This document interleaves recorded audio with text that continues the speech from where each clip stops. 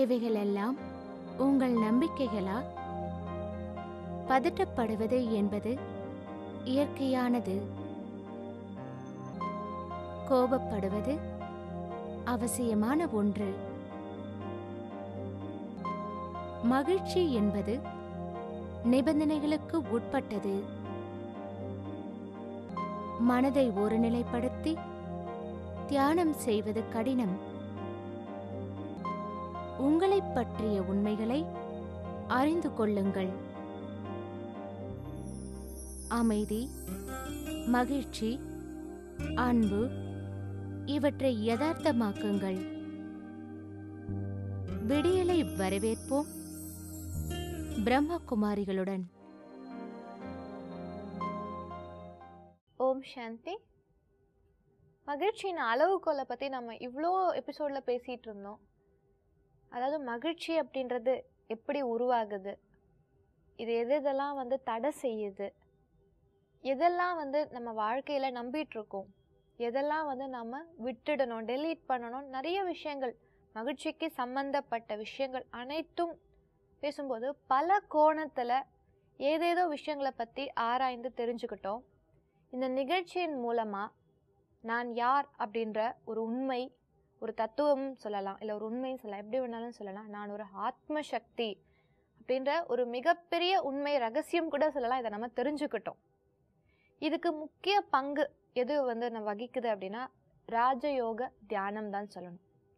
ஏன்னா நம்ம என்னதான் நான் யார் அப்படின்ற உண்மையை நான் தெரிஞ்சுக்கிட்டாலும் இந்த நினைவை எனக்குள்ளவே நான் தக்க வச்சுக்கணும், 24 மணி நேரமும் இந்த விழிப்புணர்வு எனக்கு இருக்கணும்னா அதுக்கு உதவி செய்கிறது இந்த ராஜயோகா தியானம் தான். தொடர்ந்து இதை பற்றி பேசலாம். இது ஒரு முடிவடையாத விஷயம்னு தான் சொல்லணும். ஏன்னா நிறைய விஷயங்கள் அப்படியே ஸ்கேட்டர் ஆகிருக்குன்னு தான் சொல்லணும், அங்கங்கே விரிஞ்சிருக்கு. இதை எல்லாத்தையும் சேர்த்து நமக்குள்ளே நம்ம கொண்டு வந்திருக்கணும். விடியலை வரவேற்போம் பிரம்மகுமாரிகளோட நிகழ்ச்சிக்கு உங்கள் அனைவரையும் அன்போடு வரவேற்கிறோம். தொடர்ந்து இதை பற்றி பேசுறதுக்காக எப்பவும் போல் இன்றைக்கும் சகோதரி ஜெயா அவர்கள் வந்திருக்காங்க. ஓம் சாந்தி சிஸ்டர். ஓம் சாந்தி. இப்போ இந்த காலகட்டத்தில் நான் யார் அப்படின்னா நான் ஒரு ஆத்மசக்தி. எல்லாருமே ஒரு ஆத்மசக்தி. இந்த அமைதி, அன்பு, மகிழ்ச்சி எல்லாமே எனக்குள்ளே இருக்குது அப்படின்னும் போது ஒரு வித்தியாசமான உணர்வு ஒன்று ஏற்படுது.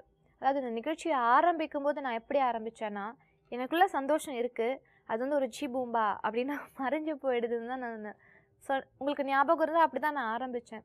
ஆனால் இன்றைக்கி பார்த்திங்கன்னா நான் ரொம்ப சந்தோஷமாக இருக்கேன். ஏன்னா அது என்னுடைய சொந்த படைப்பு, நான் தான் மகிழ்ச்சியை உருவாக்குறேன் அப்படின்ற ஒரு உண்மையை நான் தெரிஞ்சுக்கிட்டேன்.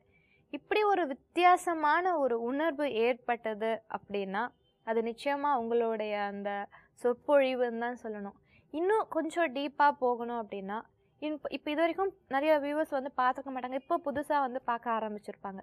இவங்களுக்கு ஒரு சின்ன சம்மப் மாதிரி நீங்கள் பண்ணுங்கள். இவ்வளவு காலம் நான் உடல் என்றோ இல்லை நான் வகிக்கிற பங்கென்றோ என்னுடைய தொழில் என்றோ அப்படி தான் நாம் நினச்சிட்டு இருந்தோம். ஆனால் இவையெல்லாம் என்னுடையது, இவைகளை நான் பார்த்து கொள்ள வேண்டும். ஆனால் இவற்றை எல்லாவற்றையும் விட முக்கியமானது நான் அப்படின்ற சக்தி, ஆத்மா அப்படின்றதை நாம் உணரணும் அப்படின்னு சொன்னோம். அந்த உணர்வு வந்த உடனேயே நமக்கு என்ன ஆகுது அப்படின்னா ஒரு பலம் கிடைக்கிறது. ஏனென்றால் நான் அழிந்து போகக்கூடியவன் அல்ல. வந்து போகிற உறவுகளோ, இன்று இருந்து நாளைக்கு போய்விடுகிற பதவியோ பட்டமோ இல்லை. நான் எப்பொழுதுமே நிரந்தரமாக இருக்கக்கூடிய ஒரு அழிவற்ற சக்தி அப்படின்ற ஒரு உணர்வு நமக்குள்ளே ஏற்பட்ட உடனேயே பயம் என்பது போய்விடுகிறது. அப்போது அது என்ன ஆகுதுன்னா இதை நம்ம செல்ஃப் எம்பவர்மெண்ட் அப்படின்னு கூட நம்ம சொல்லலாம். நம்மை ஒரு சக்திசாலியாக உணர வைக்கிற ஒரு விஷயமாக இருக்கிறது. இது செல்ஃப் மோட்டிவேஷனும் சொல்லலாம், நம்மளை உற்சாகப்படுத்துகிறது. ஏனென்றால் நான் எதையுமே தேட வேண்டிய அவசியமில்லை, எதையுமே அடைய வேண்டிய அவசியமில்லை, நான் நிறைவாகவே இருக்கிறேன். அது நம்மை உற்சாகப்படுத்துகிறது. அது மட்டுமல்ல, செல்ஃப் கான்ஃபிடென்ஸ் அப்படின்னு சொல்கிறோம் இல்லையா, தன்னம்பிக்கை என்பது மிகவும் அதிகமாக இருக்கிறது.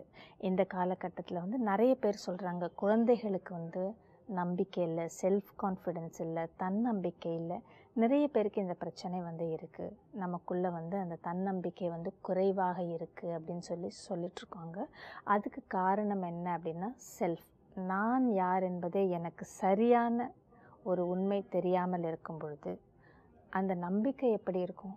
இருக்க முடியாது இல்லையா?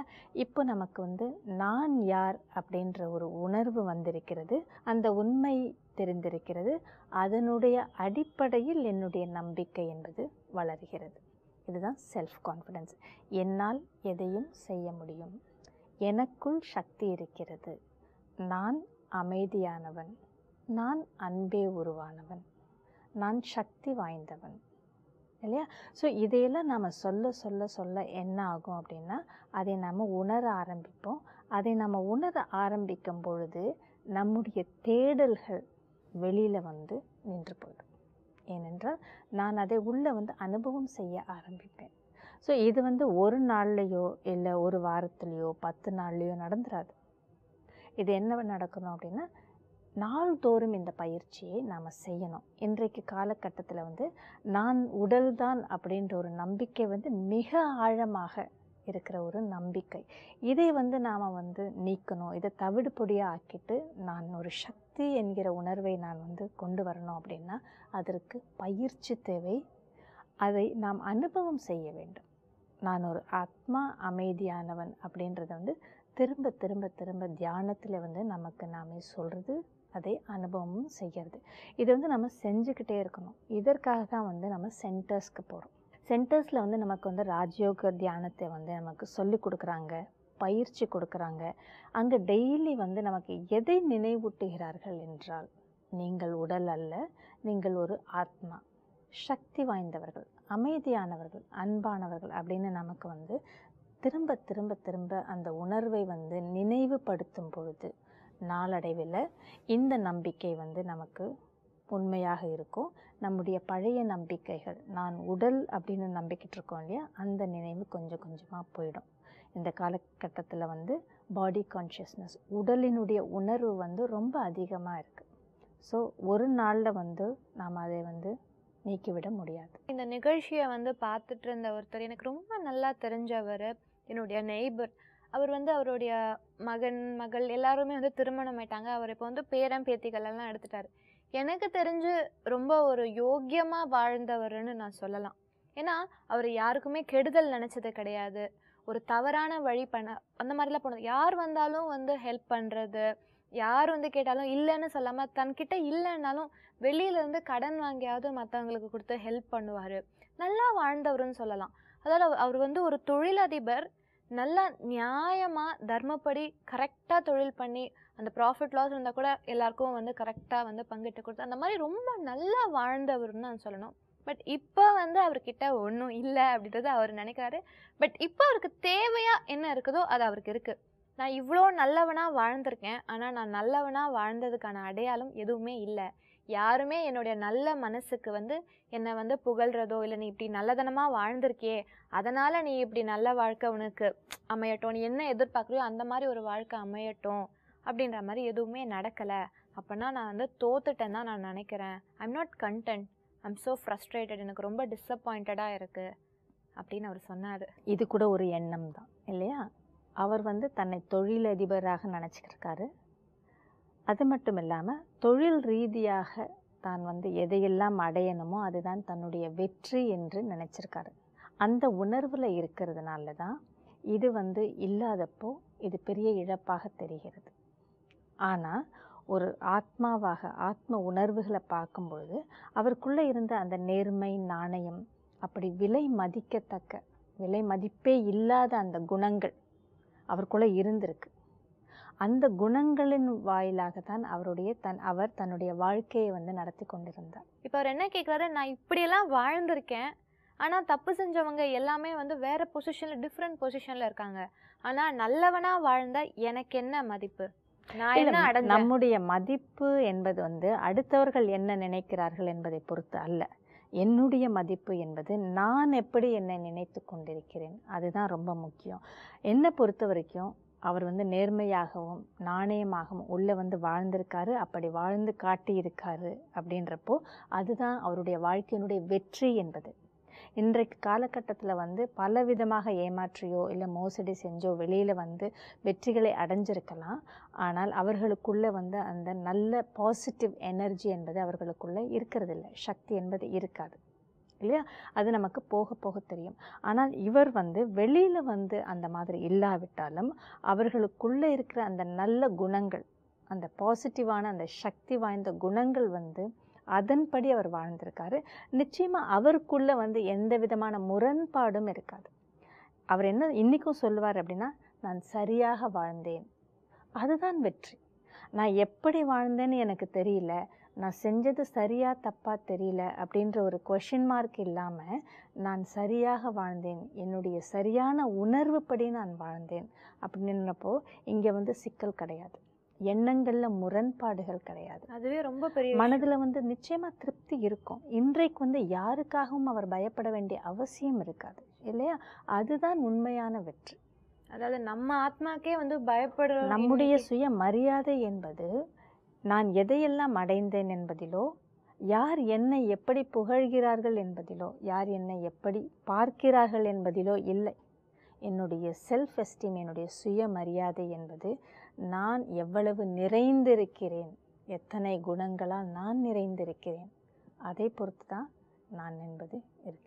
ஒரு நல்ல ஆத்மாக்கு உண்டான எல்லா குணாதிசயங்களும் ஒரு மனுஷனுக்கு இருந்ததுன்னா அதுவே அவர் ஒரு ஃபுல்ஃபில்டா நிச்சயமா எல்லாம் அந்த அன்பு அமைதி எல்லாமே அவர் நிறைந்திருக்காருன்னா அதுவே ஒரு பெரிய அதுதான் பெரிய வெற்றி. அதுதான் வாழ்க்கையினுடைய வெற்றி.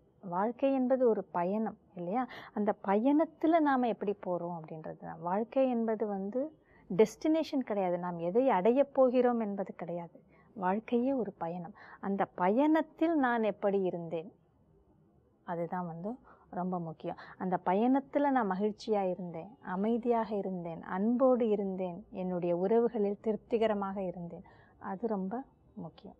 ஸோ நான் என்கிற உணர்வு, இந்த சக்தி அப்படின்னு வரும்பொழுது, நான் மீண்டும் மீண்டும் அதை நினைவுபடுத்தும் பொழுது, அந்த நினைவினால், அந்த உணர்வினால் என்னுடைய மனோபாவமும் என்னுடைய கண்ணோட்டமும் மாறுகிறது. அதுக்காக தான் நம்ம சென்டர்ஸில் போயிட்டு உட்காந்துட்டு நம்ம எல்லாத்தையுமே தெரிஞ்சுக்கிறோம். அந்த உணர்வை வருவதற்காக அந்த தியானத்தை நம்ம பயிற்சி எடுத்துக்கிறோம்.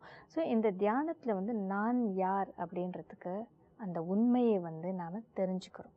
நான் ஒரு ஆத்மா, உடல் அல்ல அப்படின்ற ஒரு உண்மையை நாம் தெரிஞ்சுக்கிறோம்.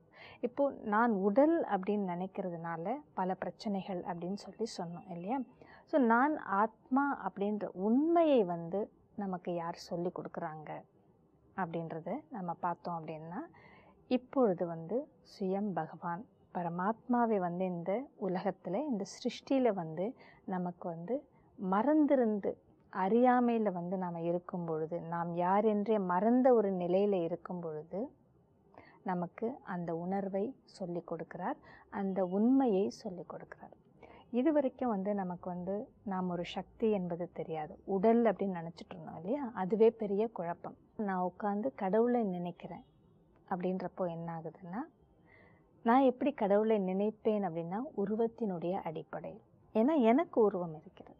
அப்போது நான் கடவுளையும் ஒரு உருவம் இருக்கணும் அப்படின்னா தான் எனக்கு உறவு என்பது ஏற்படும். அப்படி நான் நினைக்க ஆரம்பிக்கிறேன். அப்பொழுது தான் நான் ஒரு ஆத்மா, ஒரு புள்ளி வடிவமானவன், சக்தி நிறைந்தவன், சக்தியானவன், சக்தியின் வடிவமாக இருக்கிறேன் அப்படின்ற ஒரு உணர்வில் வரும்பொழுது தான் பரமாத்மா என்னுடைய தந்தை. அவர் எப்படி இருப்பார்? உருவத்தின் அடிப்படையில் இருக்க மாட்டார், உருவத்தினுடைய ஆதாரத்தில் இருக்க மாட்டார், இல்லையா? என்னை போலவே ஒரு மிக உயர்ந்த சக்தியாக இருப்பார் அப்படின்ற உணர்வு வரும். ஆனால் நாம் எப்பொழுதுமே கடவுளை நினைப்பதற்கு உட்காரும்போது என்ன நினைக்கிறோன்னா, நாம் ஒரு மகளாகவோ இல்லை தாயாகவோ இல்லை ஒரு மனைவியாகவோ உட்காந்து தான் கடவுளை நினைக்கிறோம். நம்முடைய பிரார்த்தனை அப்படி தான் இருக்கிறது. அப்போ ஒரு தாயாக உட்கார்ந்து பிரார்த்தனை பண்ணும்பொழுது எனக்கு என்னுடைய குழந்தைகளுடைய நினைவு தான் வரும், நிச்சயமா, இல்லையா? இல்லை என்னுடைய வேலையில் பிரச்சனை இருக்குது, அதனுடைய நினைவில் பரமாத்மா கிட்ட நான் வேண்டுதல் செய்யும் பொழுது எனக்கு என்னுடைய வேலையினுடைய நினைவுகள் தான் வரும், அந்த பிரச்சனைகள் தான் வரும். ஆனால் பரமாத்மாவை எந்த உறவின் அடிப்படையில் நான் நினைவு செய்ய வேண்டும் என்றால் நாம் என்ன சொல்கிறோம்? தாயுமாய் தந்தையுமாய் இருக்கான்னு சொல்கிறோம், இல்லையா? கடவுளை என்னுடைய தாயாக தந்தையாக இருக்கிறார் அப்படின்னு நம்ம சொல்கிறோம். ஆனால் அந்த உணர்வில் நாம் உட்கார்றது கிடையாது. அந்த உணர்வில் நாம் உட்காரணும் அப்படின்னா முதல்ல நான் யார் என்று புரிந்து கொண்டு, நான் ஒரு ஆத்மா அப்படின்ற ஒரு ஆத்ம உணர்வில் நாம் உட்காரும்போது, நான் ஆட்டோமேட்டிக்காக தானாகவே அந்த கடவுளுடைய குழந்தை என்ற உணர்வில் நான் அவரை நினைக்க ஆரம்பிப்பேன். ஆத்ம உணர்வோட வந்து உட்காந்து கடவுளை நினைக்கணும், பரமாத்மாவை வந்து நினைக்கணும்னு சொன்னீங்க. நான் அப்படியே ஒரு ஆத்ம சக்தியாக என்னோட தந்தைன்னு சொல்லக்கூடிய அந்த பரமாத்மாவை வந்து நான் வேண்டுறேன், நான் வந்து அவரை வந்து வணங்குறேன், அவரை நான் மனசில் நினச்சிட்டு தியானம் பண்ணிகிட்ருக்கேன் அப்படின்னா என்னுடைய அன்பு போய் சேரும்போது அவர் கூட எனக்கு வந்து ஒரு பற்றுதல் ஏற்படுது அப்படின்னா, நீங்கள் வந்து பற்றுதல் அப்படின்றதே இருக்கக்கூடாது, அந்த அட்டாச்மெண்ட் வந்து ஏற்படக்கூடாதுன்னு சொன்னீங்க. அப்போ எனக்கும் அவருக்கும் வந்து அந்த அட்டாச்மெண்ட் ஏற்படக்கூடாதா? அதாவது வந்து நம்ம பரமாத்மாவை நினைக்க உட்காரத்துக்கு முன்னாடி வந்து நம்ம வந்து அவர் யார், அவருடைய பங்கு என்ன, இந்த உலகத்திலாகட்டும் என்னுடைய வாழ்க்கையிலாகட்டும் அவருடைய பங்கு என்ன என்பதை உணர்ந்து கொண்டு நாம் உட்காரணும். இப்போ நாம் என்ன பண்ணுறோம் அப்படின்னா, ஆத்மா அப்படின்றது சக்தி, அந்த சக்தி வந்து உடல் அப்படின்றதோட ஒட்டி இருக்கு. ஸோ அதுதான் நம்ம அட்டாச்மெண்ட்னு சொல்கிறோம். எப்பொழுது ஆத்ம சக்தி வந்து உடலோடு வந்து ஒன்றி போய் இருக்குது, என்னை நான் உடலாக நான் பாவிக்கும் பொழுது தான் நிறைய பிரச்சனை வந்து ஏற்படுது, அகங்காரம் ஈகோ அப்படின்றது ஏற்படுது. ஏன்னா உடல் ரீதியாக இருக்கிற அத்தனை விஷயங்களை தான் நான் என்று நினைத்து அதனுடைய அடிப்படையில் நான் வந்து என்னுடைய நடத்தை இருக்கிறது, என்னுடைய செயல்கள் இருக்கிறது, என்னுடைய எண்ணங்கள் இருக்கிறது இல்லையா? அப்போது ஆத்மா அப்படின்ற அந்த சக்தியினுடைய ஒரிஜினாலிட்டி, தனித்தன்மை வந்து எழுந்து போயிடுது. அதனால தான் நாம் என்ன சொல்கிறோன்னா அட்டாச்மெண்ட் இருக்கக்கூடாது, அதனால தான் பற்று இருக்கக்கூடாது. பற்று அப்படின்னா ஒன்றி போகுது, அதாவது உடலோடு ஒன்றி போகும்பொழுதோ இல்லை நாம் செய்யக்கூடிய அந்த கதாபாத்திரங்கள் மீது நாம் ஒன்றி போகும்பொழுதோ ஆத்மாவினுடைய தனித்தன்மை என்பது முடிவடைந்து விடுகிறது. ஸோ பரமாத்மாவினுடைய பங்கு என்ன, நான் எதற்காக அவரை நினைப்பதற்கு உட்கார்ந்திருக்கிறேன், நான் எதனால் அவரோட வந்து இப்போ உட்காந்து தியானத்தில் இருக்கேன் அப்படின்றப்போ, இப்போ வந்து ஆத்மாக்கள் எல்லோருமே வந்து சக்தி இழந்த நிலையில் இருக்காங்க. பேட்ரி மாதிரி, பேட்ரியினுடைய சார்ஜ் வந்து ரொம்ப இறங்கி போயிடுச்சுன்னா என்ன பண்ணணும் அப்படின்னா அது வந்து ரீசார்ஜ் பண்ணணும். இப்போ நாம் செய்கிற பல விஷயங்கள், பலவிதமான தியானங்கள், மெடிடேஷன்ஸ், ஸோ பலவிதமான சடங்குகள் செய்யும் பொழுது ஆத்மா என்கிற பேட்ரி வந்து தன்னைத்தானே வந்து ரீசார்ஜ் செய்வதற்கு முயற்சி எடுக்கிறது.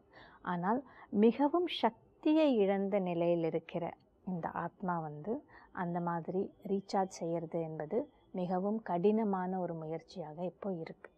இப்போ நாம் செய்ய வேண்டியது என்ன அப்படின்னா, இந்த ஆத்மா என்கிற பேட்ரி பவர் ஹவுஸ், எல்லாவற்றிற்கும் உயர்ந்த எப்பொழுதுமே சக்தி வாய்ந்த சர்வ சக்திவானான பரமாத்மாவிடம் வந்து நாம் வந்து கனெக்ஷன் தொடர்பு வைக்கும் பொழுது அப்போது தானாகவே ரீசார்ஜ் ஆகும்.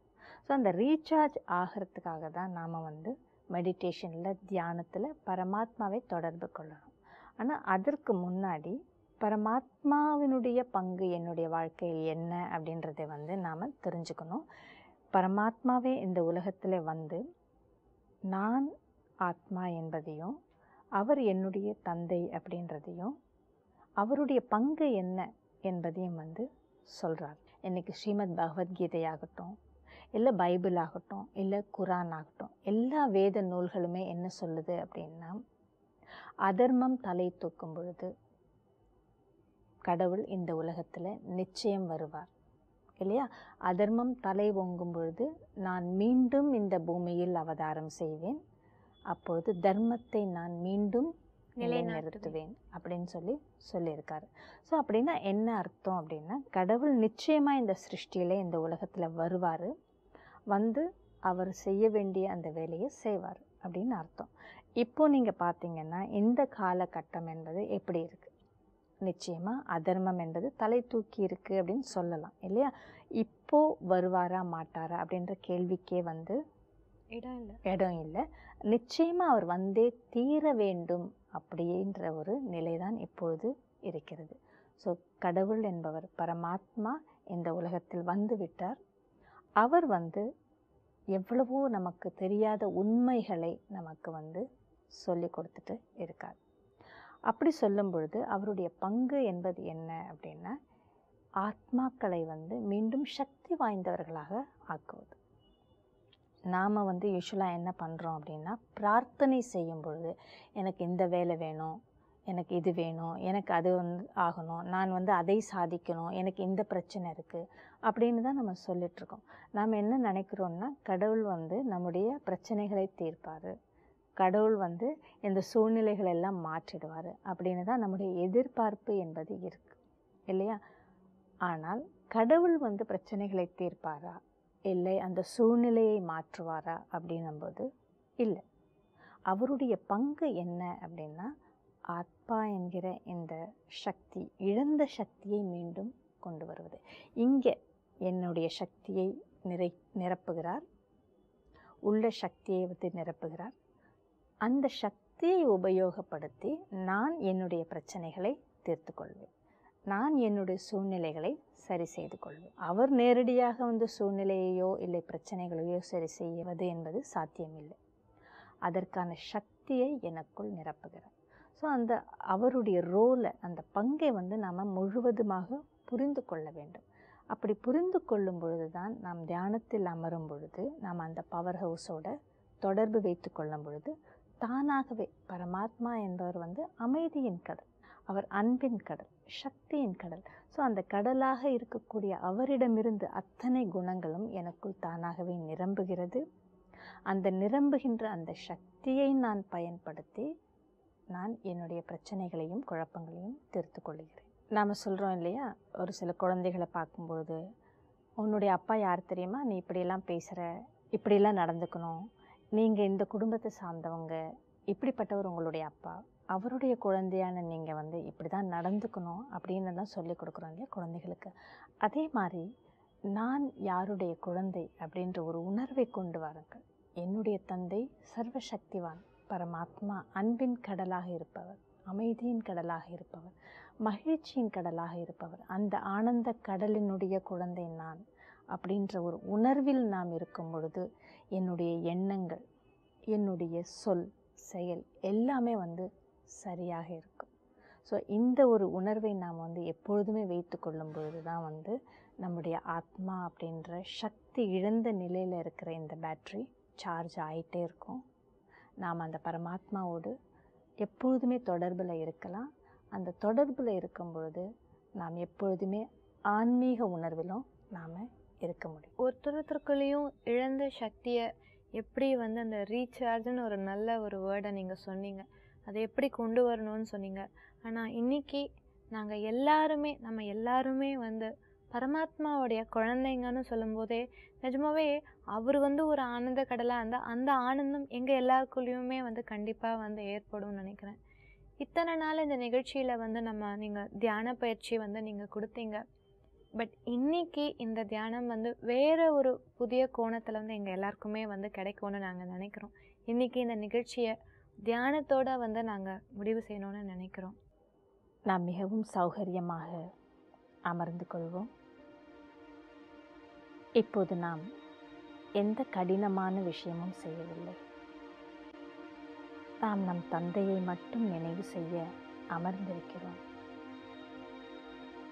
அவரோடு தொடர்பை ஏற்படுத்த முயற்சி செய்து கொண்டிருக்கிறோம். மிக காலமாக துண்டிக்கப்பட்ட இந்த உறவு மீண்டும் மலரப்போகிறது. தன்னையே பாருங்கள். இந்த உடலில் நெற்றிக்கு நடுவே அமர்ந்திருக்கும் சக்தியான நான் ஓர் ஒளிப்புள்ளியாக மிக தூய்மையான அமைதியான சக்தியாக இருக்கிறேன். தூய்மையும் அமைதியும் என்னுடைய சுபாவமாகும். இப்பொழுது உங்களை நீங்களே பாருங்கள். மெதுவாக நினைவின் மூலம் மேலே செல்லுங்கள். நட்சத்திரங்களையும் சூரிய சந்திர மண்டலங்களையும் தாண்டி செல்லுங்கள். ஆத்மா இருக்கும் அந்த வீட்டிற்கு, அந்த அமைதியான வீட்டிற்கு மிகவும் தூய்மையான வீட்டிற்கு பரமாத்மாவை சந்திக்க செல்லுங்கள். இந்த இடம் மிகவும் அமைதியாகவும் தூய்மையாகவும் இருப்பதை உணருங்கள். சுற்றிலும் பிரகாசமாக இருப்பதை உணருங்கள். தன்னுடைய வீட்டில் தந்தையிடம் மிக நெருக்கத்தில் அமர்ந்திருக்கிறீர்கள். அவரை பாருங்கள். அவரும் என்னைப் போலவே ஒரு ஜோதியின் வடிவமாய், ஒரு ஒளிப்புள்ளியாய் மிக பிரகாசமாயிருக்கிறார். அவனுடைய சக்தியின் கிரணங்கள் என் மீது விழுந்து கொண்டிருக்கிறது. நான் இந்த சர்வசக்திமான் பரமாத்மாவின் குழந்தையாக இருக்கிறேன். அவருடைய தூய்மையும் அந்த அன்பும் அமைதியும் என்னுடைய குணங்களாகவும் இருக்கிறது. மீண்டும் கொஞ்சம் கொஞ்சமாக திரும்பவும் இந்த உடலுக்குள் என்னுடைய இடத்தில் நெற்றிக்கு நடுவே வருகிறேன். இந்த உடல் மூலம் செயல்களை செய்வதற்கு நான் தயாராகிறேன். நான் நிரப்பிக்கொண்டு வந்த அந்த அன்பும் அமைதியும் மகிழ்ச்சியும் இந்த உடல் முழுவதும் பரவுகிறது. என்னை சுற்றி இருக்கும் இந்த வாயுமண்டலத்திலும் பரவி என்னை சுற்றி இருக்கும் அத்தனை ஆத்மாக்களையும் அந்த சக்தி போய் அடைகிறது. ஓம் சாந்தி. தியானத்தில் நீங்கள் சொல்லும்போது நான் ஒரு அமைதியான ஆத்மா, நான் ரொம்ப ஒரு அன்பான ஆத்மா அப்படின்னு நீங்கள் சொல்லும்போதே, அதை கேட்கும்போதே ஒரு புதிய ஒரு உணர்வு, ஒரு புத்துணர்ச்சி ஒன்று ஏற்பட்ட மாதிரி இருக்குது. நிகழ்ச்சியை ஆரம்பிக்கும் போது சந்தோஷம் அப்படின்றது எங்கே இருக்குது, அது என்னன்னு தான் நாங்கள் ஆரம்பித்தோம். ஆனால் இன்றைக்கி ஒரு ரொம்ப பெரிய சந்தோஷத்தோடு இந்த நிகழ்ச்சியை நாங்கள் முடிவு பெறுறோம். இது என்ன சந்தோஷம்னு பார்த்திங்கன்னா, எல்லாருமே அன்பின் கடலான, சாந்தியின் கடலான பரமாத்மாவுடைய பிள்ளைகள். எல்லார்கிட்டேயுமே அன்பு, அமைதி, மகிழ்ச்சி இருக்குது அப்படின்ற உண்மையை நாங்கள் தெரிஞ்சுக்கிட்டோம். ரொம்ப நன்றி சிஸ்டர். ஓம் சாந்தி. ஓம் சாந்தி. இந்த நிகழ்ச்சியை பார்த்துட்டு உங்களுக்குள்ள ஒரு புதிய மாற்றங்கள் ஏற்படணும் அப்படின்றது தான் எங்களுடைய முயற்சி. நிச்சயம் இதுக்கு நீங்களும் முயற்சி செய்வீங்கன்னு நாங்கள் நம்புகிறோம். ஓம் சாந்தி. ஓம் சாந்தி. I'm a peaceful soul. Om Shanti Om. I'm a peaceful soul. ये ध्वनि मंगल ध्वनि है. Om Shanti Om. This sound is a sacred sound. Om Shanti Om. Om Shanti Om.